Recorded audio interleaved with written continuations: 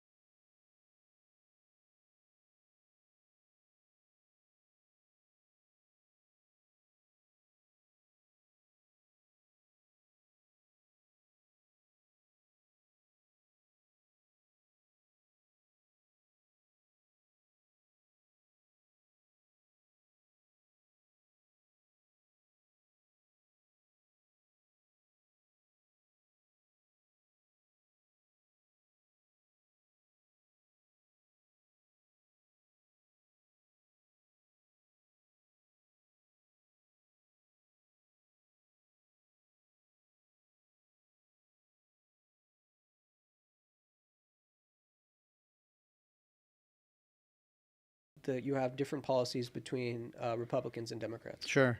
and different workforce policies as well. Right. Traditionally, what we saw with Donald Trump is that something he did that people don't really talk about is that the visas Mhm. for overseas workers Yeah. were much harder to get under his administration, which Oh, were left they? U.S. workers to obtain positions easier Oh, I because see. because you're cutting the pool, you're cutting the job pool Sure. in half basically, Mhm.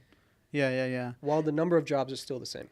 Yeah, it's like one of the big talking points was like tariffs and stuff like that, and trying to make sure that the U.S. job opportunities are increased. Right. And a person might think like, how does imposing tariffs have a direct correlation to increasing jobs in the U.S.? Mm-hmm. And then the whole concept being is like it's really high tariffs, but you only have to pay them if you are building outside of the U.S. and importing it, right? You can bypass this whole high tariff scenario altogether if you simply like open your factory and build here in the U.S. Got it. You see what I'm saying? I see what you're saying.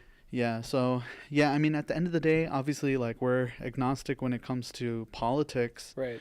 At the end of the day, we want, whichever candidate's going to stop the wars. That's like our priorities. Absolutely. But it is a really good point that you're mentioning because it's not just putting in effort. You should also acknowledge the environment or the ecosystem in which that effort is being exerted. 100%. And if there is, a strategy that you should, like if there's a different strategy for a different environment, you should at least be aware of that or cognizant of that. Absolutely. Right? So yeah, I definitely agree. I hope for the best. We both hope for the best. We're we're already starting to see in terms of like the stock market and stuff, but that's a very fickle, like that's a very temporary type of thing. Right. We'll see like in the coming months and years, how things evolve and change. Yeah. But I think the sentiment rings true, irrespective of who's in the office and whatnot, that um, there's always a market.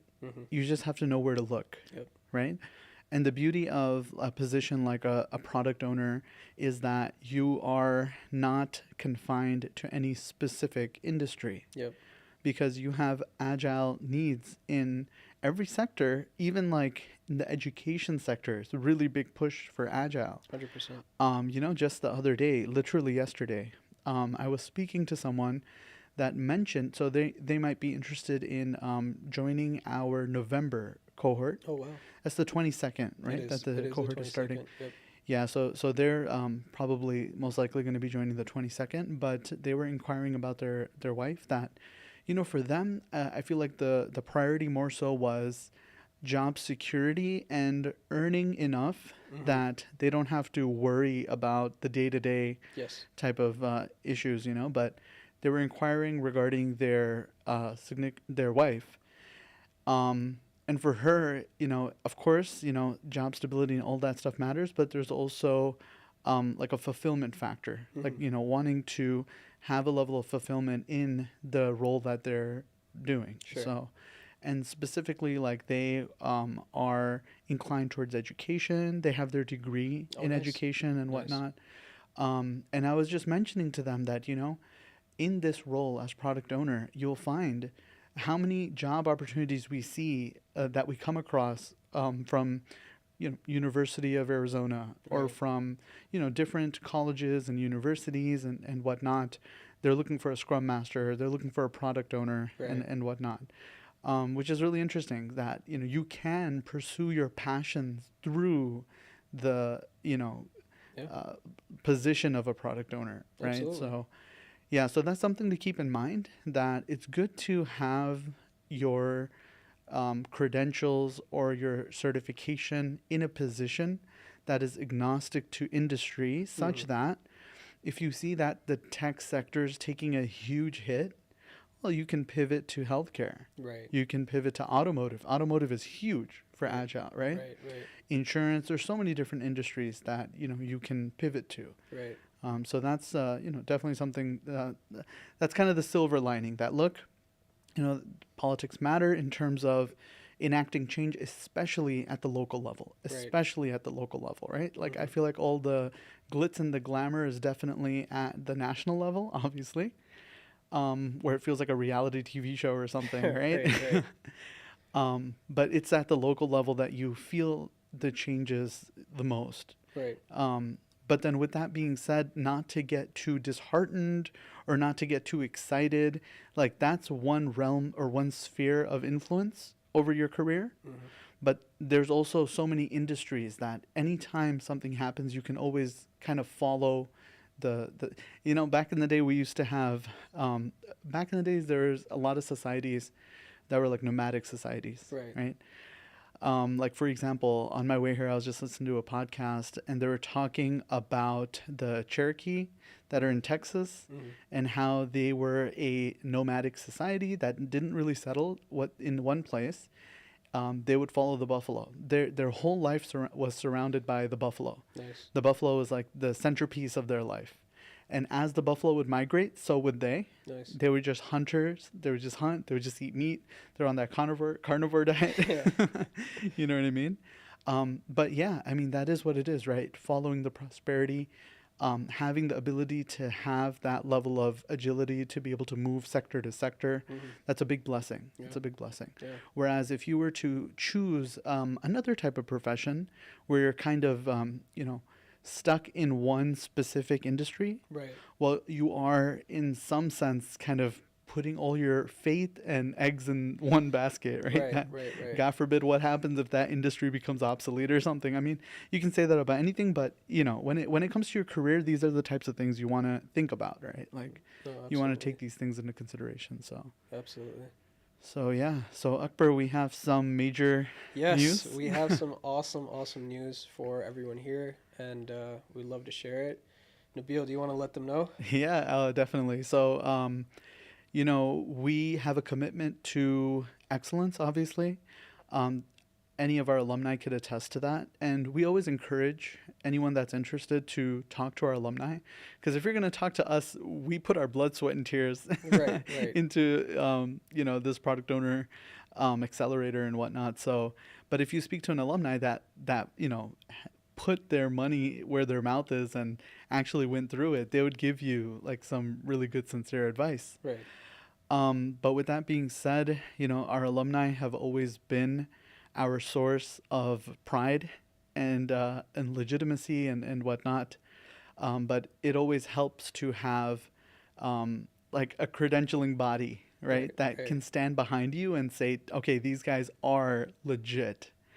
And, so we're really proud to announce that we've been approved by the Illinois Board of Higher Education, so that's IBHE, as a legitimate vocational school, right? So it's not like it's some type of like course online that Right. you're taking, but rather, you're attending a legitimate institution that's going to confer upon you a certificate that employers can see that this is a legitimate body approved by the Illinois Board of Higher Education. And with this comes a host of possibilities, Yes, things that we'll be looking forward to announcing in the future, absolutely. inshallah. Inshallah. But for now, at least, this is a major step in the next phase of Mentor Agile, right? 100%. And I would just like to say that we are the only institution accredited by the Illinois Board of Higher Education that teaches product ownership and product management. Yeah, And we are the only other school that is also accredited and certified by CompTIA. right. That's true. That's very true. And yeah, it's an honor. Obviously, we know who we are, but it definitely helps to have badges of accreditation. Just like how we practice what we preach, we ourselves are CSPO certified, Yes. POPM certified. I've been working really hard these past few months on AI product manager certifications. Yep. Completed the Duke University one, working on another one. So these titles help because I can, when you have a conversation with me and I'm explaining or I'm breaking down to you the different types of models that you can use and how you train them and how you'd have a feedback loop to ensure that they're getting better and more efficient, XYZ, you'd get a sense of, okay, this guy understands what he's talking about, like how to implement AI into product, okay? Right.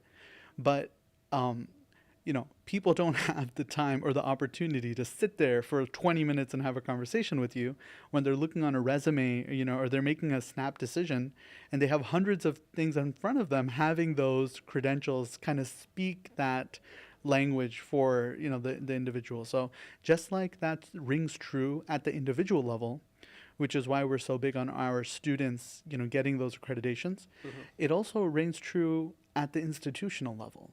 So as an institute, like you say that you're legit, but who else? Is Right. there a governing body? Right. Is there, a governing body that's known for their due diligence, Right. that's known for their reputation, that it's not any random guy that can just, pay a fee and join. Right. So, hopefully that's that next step. And definitely in the coming months, we have a lot of major announcements Absolutely. that, looking forward to. Inshallah. And the cool thing is that, all of our alumni, they can look forward to the fact that we can, like, the fact that they've already graduated, right? We can retrospectively confer them our certifications. Yes. So, we'll be definitely doing that. Not that they don't already have CSPOs and POPMs, we've already helped them accomplish that, but helps, the more Absolutely. credentials you have, the better. 100%. 100%. So, yeah. Yeah. It was a very long process, but it was something that was very rewarding in the end as well. Yeah, and I've got to give you your flowers, man. Oh, you, thank you, mashallah, were the driving force to make it happen. The day to day, so many back and forth discussions, and it is what it is. I mean, if it was easy and straightforward, and it took a couple weeks rather than like 9 to 10 months, like, dude, anybody could do it, right? Right. But Right. Yeah, but I appreciate them. Like some people could get annoyed, like, oh my God, so much bureaucracy and this and that. Right. But I do respect the fact that they're trying to save the general public that's unwitting. They Right. don't know how to Right. compare, one institution to a different institution. Right. They're helping them, be safe Right. from fraud, from scammers, from people that are trying to, turn a quick buck, because it is a vulnerable state. Right. Frankly speaking, it is someone looking to do a career transition is in a vulnerable state because they know nothing of that new career. Right. And they don't know, like, are you just selling them like a rosy picture? Right. How would they be able to know? Right. Right. So it's good to have like governmental bodies that are ensuring that people aren't being taken for a ride. Right. So. Right. And they have a very strict procedure as well as very strict requirements to Right. even get approved. And it's good that they have that because not every Joe Schmo can just walk in Yeah. and just fill out a form and boom, they're now approved at a federal level. It doesn't work like that, right? Right. And as you mentioned, we have heard so many horror stories from Yeah. our alumni and just Yeah. regular students that Yeah. have taken courses or taken these quick boot camps. Yeah. And, it's just unfortunately they got taken for a ride. Yeah. They lost their money. Yeah. And they really didn't get anything out of it other than a couple PowerPoint slides. And I really respect and props to them. Like I've told them this before as well, but just reiterating to our alumni that were burned in the past by other like shadier operations and then took the bold step of doing this and alhamdulillah, like getting the right results that they're looking for. Without a doubt, our process is a lengthier process. Yes. Without a doubt, our process is one that does require effort Yes. from you. But at the end of the day, man, like, if someone's trying to sell you overnight, you're going to like become senior level, blah, blah, blah, XYZ. Frankly speaking, that should be a red flag, right? Because, yes, there's a way to play the game. There's a way to use the system to your advantage. Without a doubt, we definitely teach that. That's like one of the core things that we teach, right? How to leapfrog or or cut down the time it takes for you to get to to like mid-level. If, of course not senior level, but at least bypassing the entry level, being competent enough and having the credentials enough that people are willing to hire you straight into the mid-level, which is like, that's where you're making like 135, 140. You can do that, right? Right.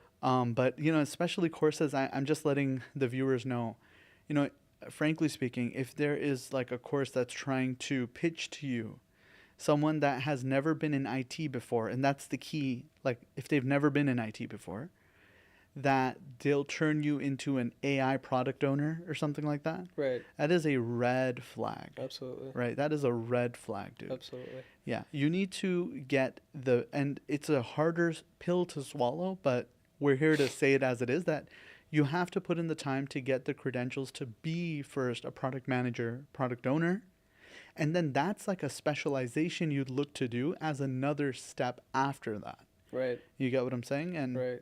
The only reason I bring it up is because I just spoke to someone about this that was interested in, AI product manager. Mm-hmm. And, they've never been in tech before. So just keep in mind, right? There's steps, and we're definitely here to help you along the way, but we're going to say it as it is, which is the way it should be, Yeah, and I would go so far as to say anyone that is offering you a very low barrier to entry, but down the line, they're going to upcharge you. Yeah. And what do I mean by that? Let's say you're looking between a couple of courses. Sure. Or a couple accelerators, right? Yeah. You see one person charging you maybe $5,000 up front that you can pay over time. Mm-hmm. You see another person charging you $500 up front. Yeah. But after you get a job, they want 30% of your salary for the next 6 months. Yeah. If you do the math, number one, you're going to end up paying way more. You're going to pay double, actually, with the second option. You may end up paying around $10,000 to $12,000, depending on what you get as a job.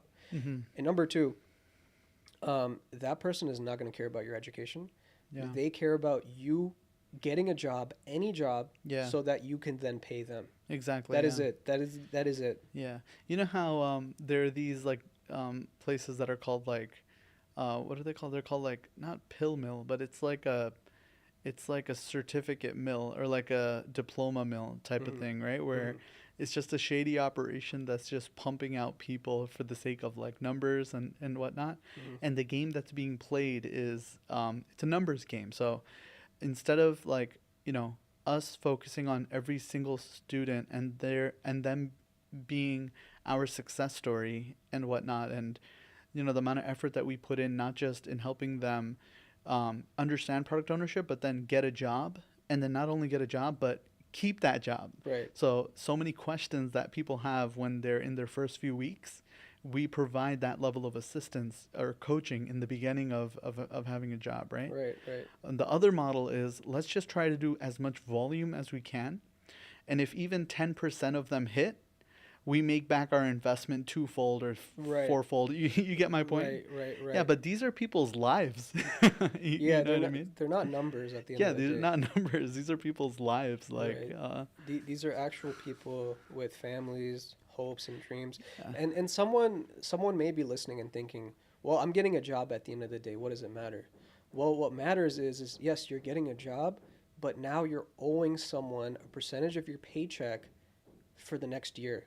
Yeah. So, No, that's if you get a job. and that's exactly Yeah. that's if you get a job. Yeah. What if you're part of the 85, 90% That don't get that anything. don't, and Right. they're okay with that because the 10% that do bankroll the operation? Do you Right. see what I'm saying? Right. It's right. kind of a sick way of. It is. It is honestly, and that Yeah. is if you're in that type of business, like I Yeah. can guarantee you, you're gonna start looking and seeing people as numbers rather Yeah. than human beings. Sure. And Yeah. I've had like friends who have been stuck in contracts for 2 to 3 years I know. Yeah. paying people.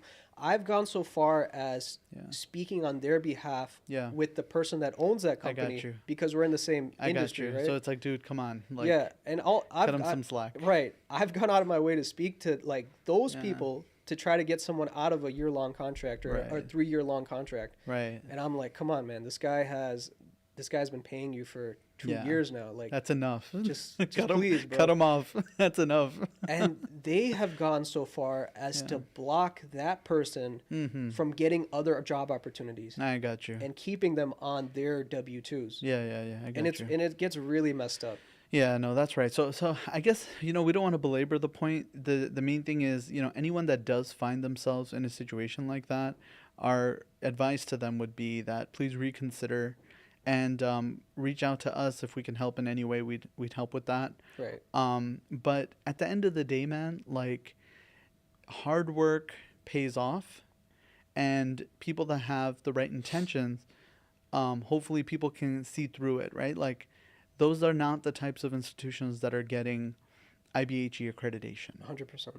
right? Those are not the type of institutions that are that can take advantage of these types of like prestige or pedigree and whatnot, you know? So Or even opportunities. Right? opportunities, yeah, exactly. And yeah, I mean, inshallah, it's uphill from here. I mean, it's you know, there's still a battle that we're fighting every single day. Right. But you know, hopefully with this type of accreditation and stuff, it helps to ease people's minds and gives them more confidence and stuff like that. No, 100%. Yeah. 100%. Yeah. So how's it going with the current cohort that we're running? Oh, it's going excellent. Nice. I would say they are very on top of it. So as you know, Okay. we like to keep our cohorts in a smaller batch process, Right. just so it's more personal Sure. and so everyone can interact with each other and get to know each other versus right. a class of 20, right? That's right. So it's going awesome. Yeah. We, starting next week, we're actually going to be switching phases and getting into our career prep phase. Okay. Nice. So we're going to be doing resume prep, Yeah. interview prep, Very nice. LinkedIn creation, Nice. as well as just the state of the market Okay. and how to go about this. Right. So we were on our last workshop today, which is we were deep diving into Jira. Okay. All right. So what we did is I created a Jira board for them, Okay. and I was showing them like, I want you to be, I want you to explore this. Mm-hmm. And I purposefully don't like to give them too much direction because I want them to explore. I want them to go on different pages of these Yeah. tools and applications Yeah. without the fear of messing up, Got it. right? Yeah. Versus when you start a job and you start experimenting, you could Yeah. mess some crazy stuff up. Sure, yeah. You know what If I'm you have saying? the privileges to do that, which oftentimes you will, given the responsibilities of your role. You know, it's maybe someone that's at a junior, more of a junior position or something, like they wouldn't even have the permissions to be able to make changes. Right. But you as a product owner or product manager, you know, you're the one that's managing that team. So You have admin rights. you definitely do, yeah. Oftentimes you do. So that's good, man. To be able to learn your lessons in a sandboxed environment is so helpful because, you know, we've said this before, but like we didn't have that, Right. us personally, right? Right. We had to learn our lessons on the fly, Right. right? It's like you're doing a repair on a plane while it's flying. Yeah, the first time I saw Jira, I was Yeah. like, I had to lead a meeting for work. Sure. And I was like, this is like 5 years ago, you know. Yeah, but no, of I was like, yeah. No, exactly, dude. But alhamdulillah, man, that's the way it should be. Always make it easier for people. That's like my biggest dream for like my son. That like my biggest aspiration for him is he becomes someone that is useful to others. Right. That's like you know, huge. You know, if you can actually be useful, helpful to other people. Right. Right. Inshallah. Yeah, because as long as you are in the service of people, then God is in your service. Right. That's it's a hadith that as long as you are in the service of the people, then, you know, Allah will be in your service. So that's a good thing, man. It's very fulfilling, alhamdulillah. It's very fulfilling to be able to like do something on a day-to-day basis that's making very real changes in people's lives. Absolutely. And of course, we don't dictate how people spend their money, but we always encourage that. Like, you know, now that you're in a totally different scenario, before you were, you know, making 45,000 or, you know, 50,000, and now you're making 100,000 more than how much you were making before. Right. Like that 100,000 more, you know, definitely use it in a way that's in a righteous way, you know, not Right. just in a way that's going to help your family, in a way that's going to help, you know, your living situation, your family situation, all that type of stuff. So actually, on that note, I want to give a quick statistic. I saw this come out with the election stuff. Okay. So they had separate brackets, right, for household income. Okay. There was maybe about 5 brackets, Got it. Like tax brackets? like tax brackets. I got you. 60% of Americans, 60% Mm-hmm. at a household level are not making $80,000 to Wow. $100,000 at a household level. Wow. So that when I saw that, that literally blew my mind. 60% of Americans. That's Yeah. more. That's the majority, Yeah, exactly. right? Like that's Yeah, crazy. that is crazy, man. And I guess a counter argument to that could be that that's on average across the U.S. Right. And anywhere outside of a major city, the cost of living is actually a lot less. It is. But my point is this, right? That you're putting in the same amount of time, Right. right? So why shouldn't you maximize your earning potential? Isn't that just 1 + 1 = 2 basic common sense, right? Right. Right. Because how beautiful is it if, yes, I agree with you. What if you're living in some random place in rural Ohio or like Kansas, Right. Right. but you're working for a company that's out in California or that's in Right. New York or something that's like that paying you- remotely? Yeah. Right. Yeah, and that's paying you like $140,000. You'd be Elon Musk of the town. You know what I'm saying? Look, man, you're gonna put the same amount of time in. Right. Like, why are we not maximizing your earning potential here? It's a Right. no-brainer because it's like, dude, you're putting time in. People, I feel like, perhaps they don't value the time enough. That you should value your time so much that you want every minute to pay you in dividends. So why be in a position where you're earning half? It will take you 2 years, right? Than being in a position where you're earning double that. And not only that, if you're earning double that, you have disposable income that's well beyond your basic necessities. Right. If you're smart enough to invest that money, Right. then it's not a calculation of a person in 1 year is earning how much the other person. No, he's earning way more Right. because there's a compounding effect of the investments that he's putting in. Right. Do you see what I'm saying? You can put yourself so far ahead, Right. like it would not even be funny. Right, right. It's like exponential. And that's something that, like us as humans, naturally have a very hard time grasping. Like linear growth is a lot easier for the mind to grasp because it's a lot more logical. I feel like it's easier, but exponential growth is kind of mind-boggling. Right. So you don't recognize how much compounding. We're not talking about interest. We're talking about sensible and smart investments. You're not even in the conversation of investments unless you're making enough money that you don't have to worry about your bills. They're on auto pay. Right. You don't have to worry about what day is rent so that I can transfer money from this account to that account to barely make it. Right. You get what I'm saying? Like, because when you're barely scraping by, like I've been there. yeah, definitely, It's bro. not- We've it's been not- there, man. It's not fun. It's not. You know? It's a good experience, I feel like, for a person to have in their life Right. because it grounds you and gives you a reality check. Like, Right. okay, Right. you know what I mean? But you don't want to be in that position for years Oh, absolutely not. because in a position like that, it takes a lot of effort and a lot of discipline to not have tunnel vision. Right.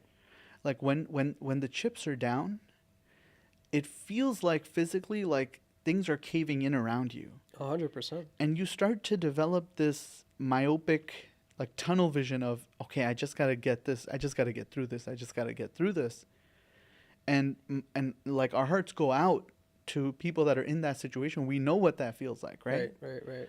But what happens in the tunnel vision is there are so many opportunities and pathways that you are completely oblivious of. You're passing by completely oblivious Right. that had you taken those turns Right. could completely change your life. You would be in a totally different scenario. Absolutely. But what can you blame a person in that situation when it just feels like everything's caving in around you? You know, like 100%. yeah, it's like a physical feeling.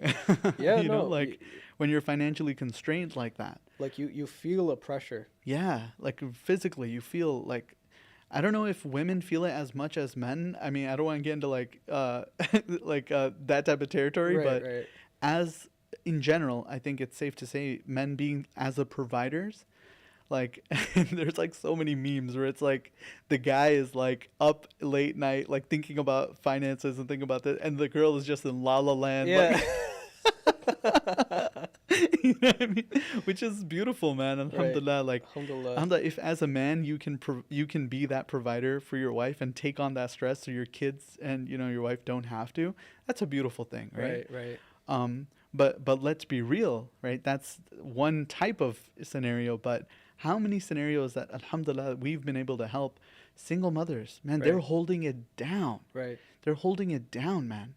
And they might feel like they're down and out because, man, honestly, childcare is so difficult, bro. Right. It is so difficult. Like, really, my heart goes out to anyone that's doing it alone.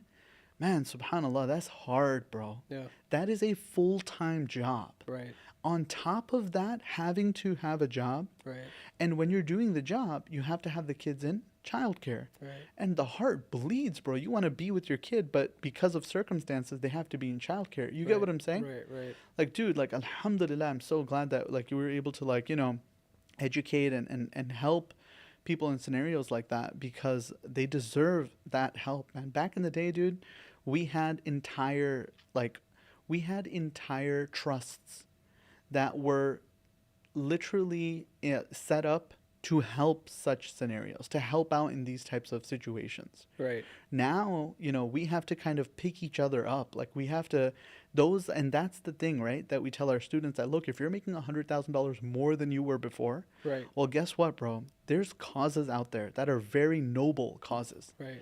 That if you were to start investing your money into, you can help people out exponentially. Right. And that's the thing, like, No, it makes 100%. my heart bleed, man, when it's knowledge that's the only gap. Right? Like they could be making double the amount, and what's the missing factor? It's not competency. Right. It's not dedication. It's not a willingness to do it. Right. It's just that they didn't even know Right. that there are options like that. Right. You know? And corporate is a very funny place because the higher up the ladder you are, the more money you're making, but the less you're actually working. I guess. I mean, to be honest with you, when it comes to like the executive level, Sure. okay, look, there's different types of leaders. Sure. There's some leaders that are like that type, though I Sure. know exactly what you're talking about. Sure. The type that are just pawning things off Right. to their subordinates. Right. Yeah. But I don't know how long people last under people like that. Yeah. Compared to like I've worked under some amazing leaders Sure. that I'm inspired by. Sure. How the heck, like, subhanallah, they have so much barakah in their time. Like, Right. they're really like overachievers and overperformers that it makes you feel like, dude, okay, like, you know what I mean? Like, I can get stuff done too. Right. So, Let me rephrase that. yeah. What I mean by like the work that you're doing Yeah. is the physical demand of the work. Right. So imagine imagine you are working at McDonald's or you're an Uber driver. I see what you're saying. You're I see what you're saying. physically exhausted. Yeah, I see what you're saying. And the leverage you have Yeah. is nothing compared to a guy sitting behind a computer, Right. making a couple spreadsheets, I totally get what you're saying. right, Yeah. and you're making 5x that. I totally get what you're saying. Yeah, it's not a one-to-one relationship between, like, the intensity of work Right. to the amount that you're being compensated. Exactly. There is not a one-to-one relationship. Exactly. Yeah, that's very true. And your point being that those that are on the higher end of compensation Right. are oftentimes Yes. doing a lot less Actual, physical effort, like 100%. exerting, like 100%. you know, there might be mental, obviously, Sure. or like organizing, but bro, like mental pressure or like organizing this and that compared to being on the side of a highway Right. where you could get run over, Right. digging a ditch or At working 2 with heavy a.m. machinery and whatnot. Right.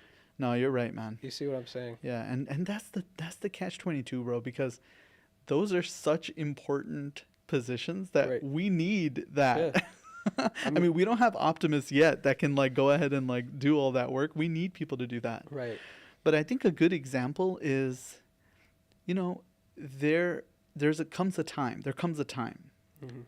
where a person realizes that, dude, if I do this for another 25 years, I'm going to throw my back out. Right. And I need change, Right. right? That it was fun while it lasted, or it was a good run. Right. And they learned a lot of life skills Right. in doing something like that. And they were a true, like, benefit to society in doing that type of work. Right. But there comes a time where it's like, okay, you know, I need to reconsider, because perhaps the next 20 years of my life would be better, you know, in terms of my health, in terms of all these different things. And that's what we're here for. You know, that's what we're here for. Absolutely. Yeah. If the whole world were to just do one thing, then it wouldn't work, you know. Right. But for those individuals that, all right, it's time. You know, it's time for us to transition to a different career. I mean, alhamdulillah, that's the point, say, right? Yeah. And I mean, we've personally dealt with multiple scenarios just like this, right? Absolutely. Yeah. We've seen both ends of the spectrum, like, you know, dudes that just got out of college that are like, okay, you know, I don't want to have to start from complete scratch. I want to do an accelerator and kind of try to leapfrog my career. Right. And people that have been in the game for 20 years, 25 years, and they're looking for change, Right. you know? 100%. Yeah. 100%. You'd be surprised, man, because I gave an example that was maybe a more extreme example. Someone working on the side of a highway digging a ditch. That's like a very labor intensive. But you'd be surprised how much of a toll doing professional makeup takes. Yeah, I'm sure. It takes a huge toll on the wrist. Carpal tunnel, wrist surgeries. It's very, very common for people that are, you know, at that professional level, that are dealing with clients all day. The hours are grueling. Right. And then sometimes, man, like, it's like, how long are my wrists gonna last? Like, how long, you know, am I gonna be able to do something like this? Right. So yeah, man. I mean, to be a force of change. That's the goal, Right. right? That's the goal here. Absolutely. Yeah. And I guess we could also mention, Akbar, that of course things are in the works, but just as a teaser, right, that we have some really awesome scholarships, Yes. right, through Yes. Mentor Agile Absolutely. that we're working on facilitating, right? And we just ask our viewers to, make dua for us that we're successful in this. But if we are, then it's going to be really nice to be able to, It's going to completely change and help out a lot of different people. right. A lot of people that normally would not have even had a chance to do something like this. Exactly. Yeah, because it is an investment, obviously. You have to invest in yourself to get to that next level. Right. So, yeah. Yeah, I guess before we close, I can give a little bit of update on how my progress has been going in terms of what I've been working on. So, I've completed a course from Duke, and I would not recommend it for anyone that's not very technically inclined. You don't have to necessarily have done a coding boot camp or anything like that. But you definitely want to be in the category of those that are a technical product owner. Right. But it was very thorough, very thorough. So that is the good thing about it, that if you are starting from scratch, you're going to be at an intermediate level proficiency by the end of it. Yeah. It is a 6-month process. So there's that. And then there's another one that I just started recently. And this is just advice to any technical product owners, that it's good to have a mix, to have some credentials that are from institutions that have more, I would say prestige and whatnot, like Duke or something like that. But it also helps to have worked under or studied under the real shakers and movers of industry in our current industry, right? So the people that I'm studying under at this point, they're the likes of, people working on adding LLM functionality to Google's voice, people that have worked at Meta, to incorporate different AI features, people that worked on AI, the Google Glass, the Google glasses that were a complete fail. But, you learn and you grow.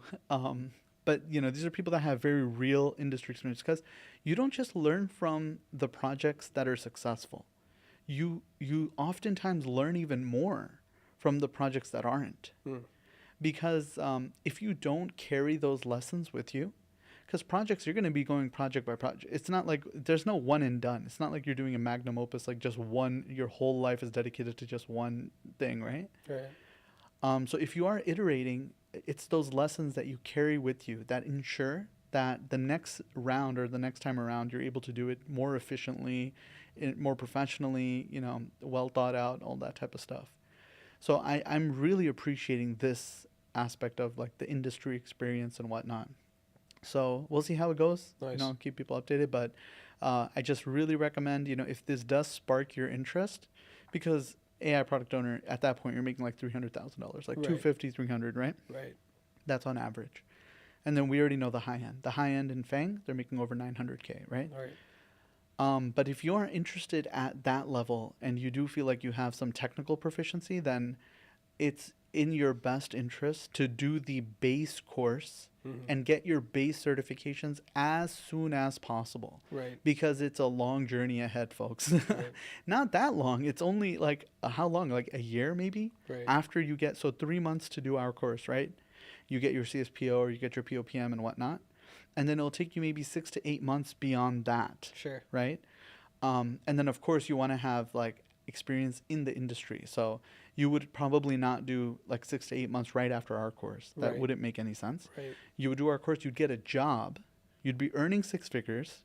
Okay, you could spend however much time is enough for you to learn your lessons, and then get on this track Right. to go for AI product and product management and whatnot. Right. Right. But the beauty of it is while you're trying to get to that next level, you're still making like over $140,000. There you go. You see what I'm saying? So Right. you're doing it from a place of abundance. You're not doing it from a place of scarcity. Right. You know, it doesn't make any sense, in my opinion, that someone does our course and then they do another 6-month course to be a dude. You should be working. For a You little should bit. be working. Yeah. You need to have industry experience, right? And not only that, like you shouldn't delay getting into the market, because getting into the market, especially someone that wasn't earning 6 figures before, it's going to transform a lot of different aspects and opportunities will open up for you. Right. You know, so then you'll be in a different headspace altogether. And then you can look for something like that. You see Right. what I'm saying? Right. Right. But yeah, man, there's so many opportunities. And this is just a message to everyone out there that some people don't even know that the opportunity exists. So hopefully we don't let that happen. Right. You know, education should not be the limiting factor. No, absolutely. Yeah, education should not be the limiting factor. Yeah. Anything else, Akbar? No, I think that's a good place to leave it off at. Okay. Yeah. All right, man. Until All next right. time. Yeah, it's always a pleasure. Take care. bro. Assalamu alaikum. Walaikum assalam. Take care.